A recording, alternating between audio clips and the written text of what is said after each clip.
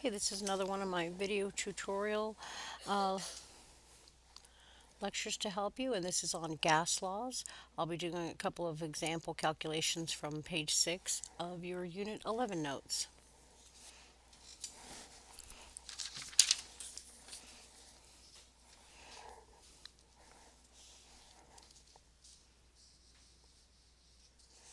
Now to start with, I've already labeled the pieces of information up here, so while you're copying that down, I can kind of talk my way through it. So I've labeled each number and question that I have. I have a 5.2 liter sample of a gas. It's being heated from this temperature to this one. So temperature is going up. And it's asking what is the secondary volume at the higher temperature. And it is saying that pressure and the amount is staying constant. So I know my V1, my initial volume. V2 is my question. I have my T1 and my T2. And you want to right away convert those to Kelvin, and then pressure is constant and number of moles is constant. So now I have a check mark there to indicate that I've checked my units. There's nothing else that I need to solve for, so I'm good to go there. So the formula that I want to use is one that involves volume and temperature, right? So that would be Charles' law.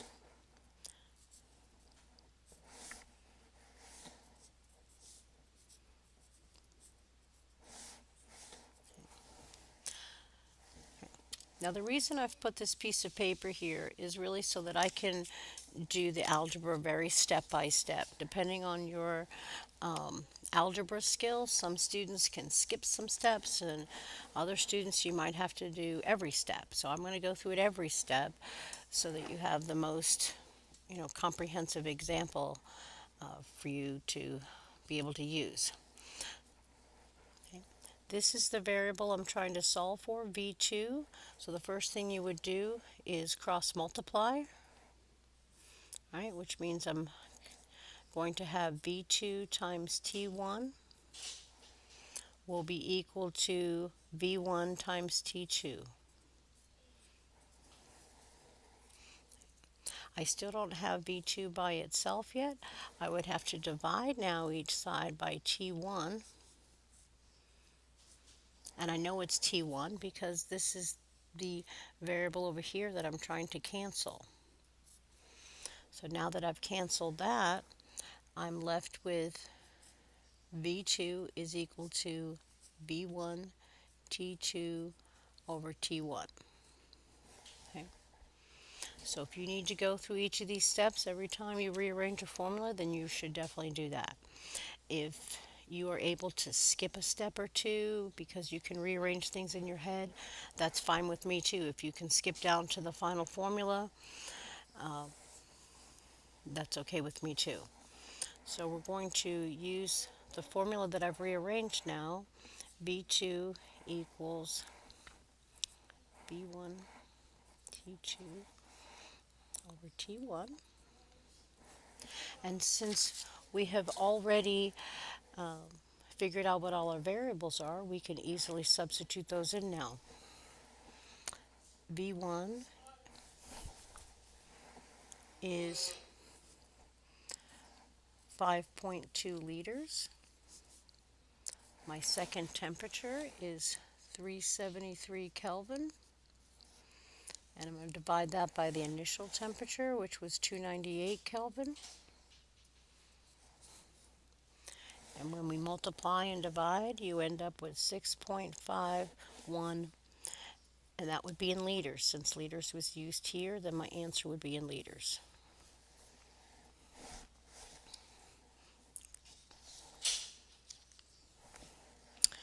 I want to go ahead and move down to the second example on that page. A gas is found to have a pressure of 700 torr at a temperature of 54 degrees Celsius. If the volume of the gas under these conditions is 3.21 And the original volume in liter, oh, what was the original volume in liters when the temperature was this? And this is the pressure.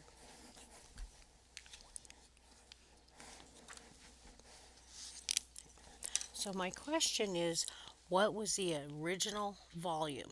That means V1 is my question. When the temperature was this, so that must be my T1, and the pressure was this. That's my P1.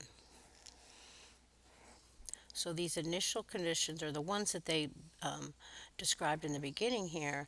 Those are my secondary conditions, right? So this is my P2, T2, and V2.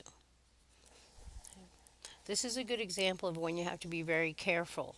You don't want to make the assumption that all my initial numbers are my P1, T2, V2, because that's not the case here. This particular paragraph was set up that the secondary conditions were listed first. So you want to be careful about things like that. Sometimes you have to go back and read it a couple of times.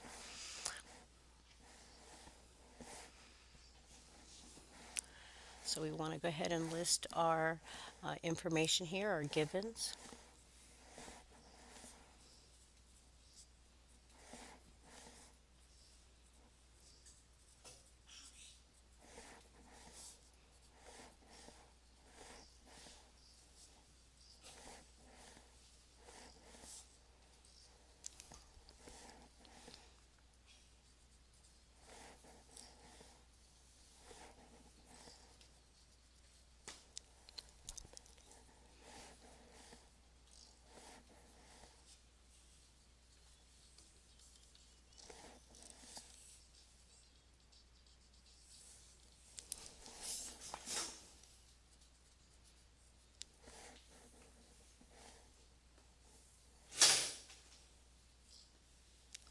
I've got to put a 20.0 here. I'm just writing this a little better.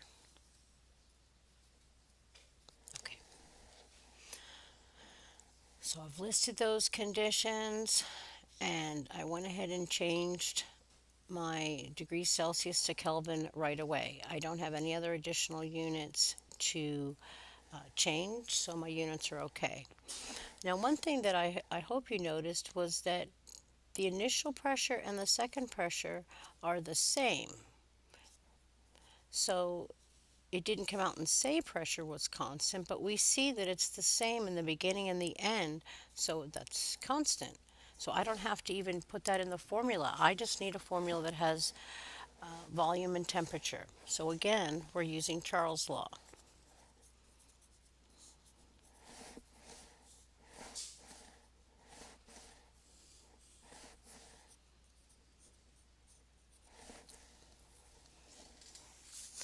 But in this case, I'm solving for V1. So I'm going to do the same thing and just use a separate piece of paper.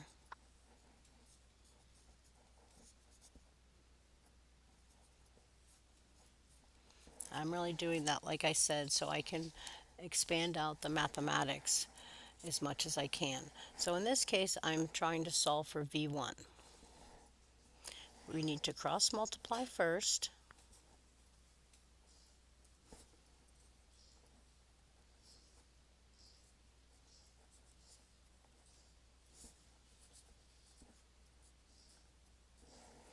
Right?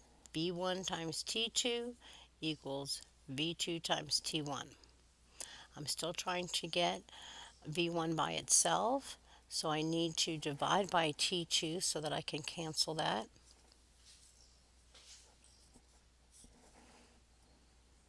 And I end up with V1 equals V2 T1 over T2.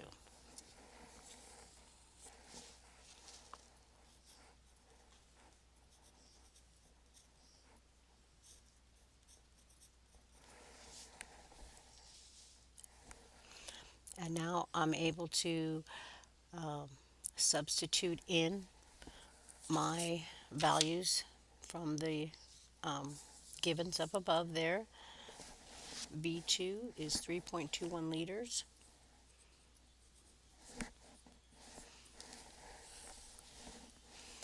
My T1 is 293 Kelvin, and I'm going to divide that by 327 Kelvin. And I come up with an answer of 2.88 liters.